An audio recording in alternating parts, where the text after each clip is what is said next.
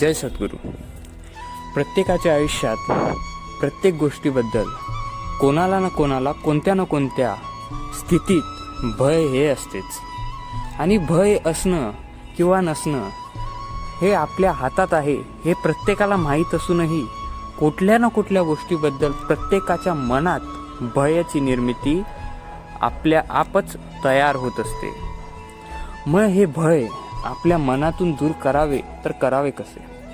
कोणाला पैशांचे भय, कोणाला परिवाराचे भय, कोणाला कोणत्या व्यक्तीचे भय, कोणाला प्राण्यांचे भय, कोणाला पक्ष्यांचे भय, कोणाला इतर कोणत्या गोष्टीचे भय.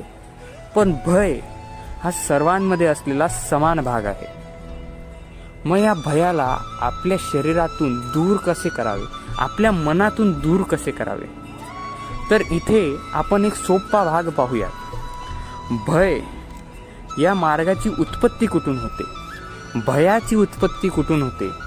तर भय आपल्या मनात येतं कारण की असलेली आपली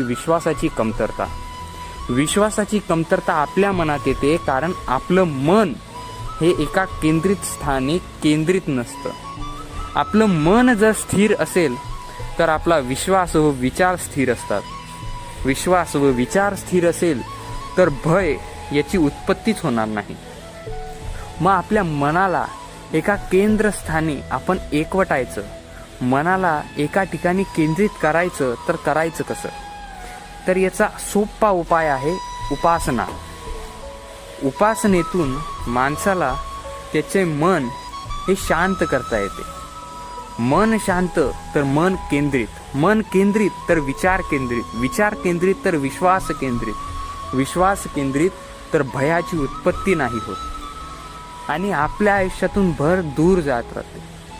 आपले मन, आपले शरीर हे एका ठिकाणी आपण केंद्रित करायला हवे आणि ते म्हणजे सद्गुरू. आपण आपले विचार व आचार हे सर्व जर सद्गुरूंच्या चरणी केंद्रित करत असू तर आपल्या मनात भयाची उत्पत्ती होणारच नाही. मित्रहो, भेटूयात पुढच्या व्हिडिओमध्ये अशाच एका नवीन आशय व आक्षेपासोबत. तोपर्यंत जय जय रघुवीर समर्थ.